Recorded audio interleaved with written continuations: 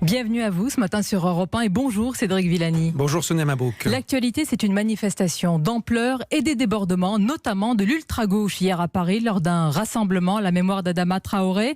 Une manifestation normalement interdite, vous la dénoncez ?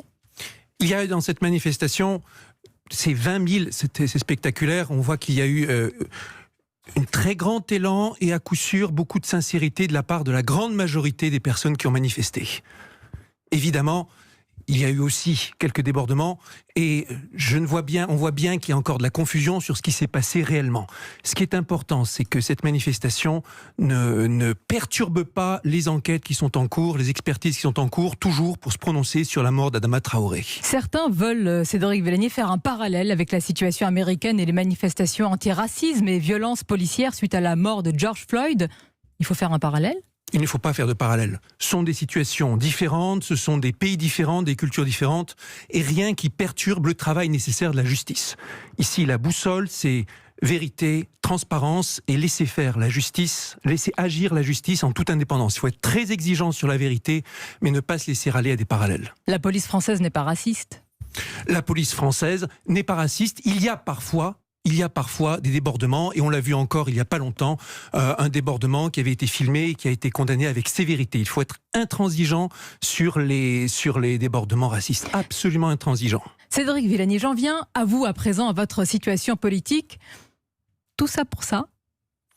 Tout ça pour rester fidèle à mes valeurs. J'ai commencé cette campagne en homme libre et je la continue et je la conclurai en homme libre. Vous n'avez aucun accord, Cédric Villani, vous n'avez aucun partenaire dans cette campagne des municipales. Auparavant, vous avez été exclu de LREM. On a envie de vous demander tout ça pour être candidat dans le 14e arrondissement de Paris ? La liberté n'a pas de prix, la liberté a un coût et j'en sais quelque chose. Et cette campagne, elle a commencé par le refus d'une décision centralisée, bureaucratique, d'une décision d'appareil, de commission d'investiture. Et je la termine en dehors des appareils, en dehors des accords des appareils, fidèle à mes convictions, sans compromission. Mais justement, où êtes-vous en réalité ? On a envie de comprendre ce matin l'équation Cédric Villani. Idéologiquement, politiquement, où vous situez-vous ?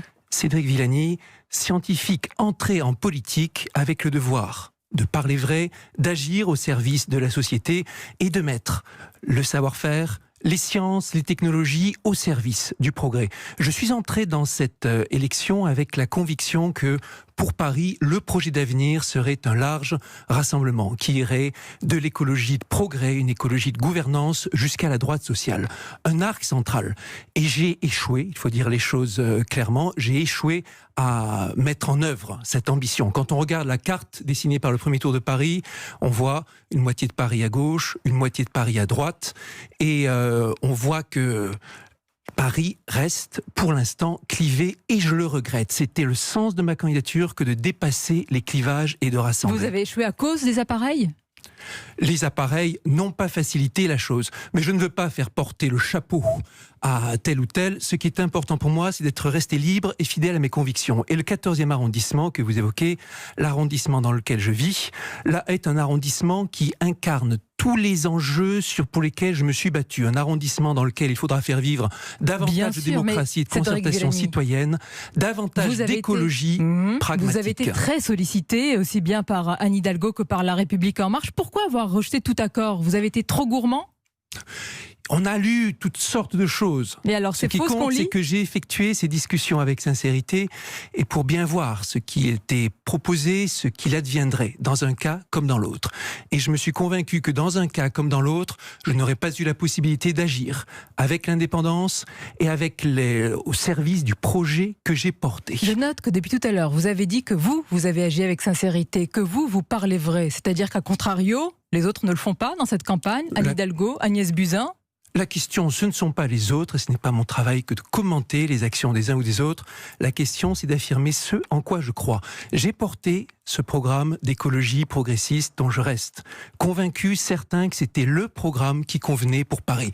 Celui qui lui permettrait de dépasser les clivages et d'entrer dans une nouvelle ère, dans une nouvelle époque.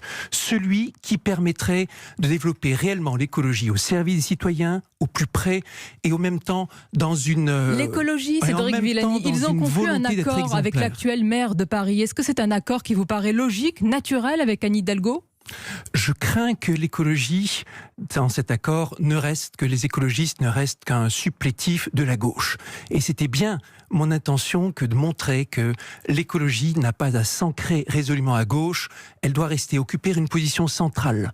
Elle doit irriguer toute la vie politique. Et le programme sur lequel j'avais travaillé était un programme qui n'opposait pas les uns et les autres, qui parlait de développement économique et en même temps de respect de l'écologie, de respect de la biodiversité, de pistes cyclables plus fluides. Un programme aussi qui travaillait sur le lien entre Paris et sa banlieue.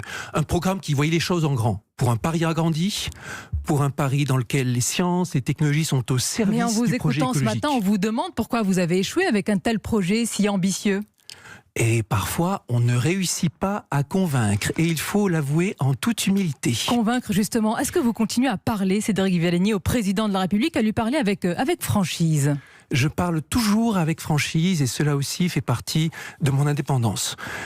Quand on entre en politique, en venant du monde des sciences, on doit aux électeurs honnêteté intellectuelle, un grand respect, on doit dire la vérité. On doit aussi n'avoir aucune compromission par rapport à ses valeurs et ses engagements. Et tous les engagements que j'ai dit pendant cette campagne, le fait que je ne sacrifierai rien à mon indépendance, ma liberté de parole, je les ai tenus. Vous soutenez toujours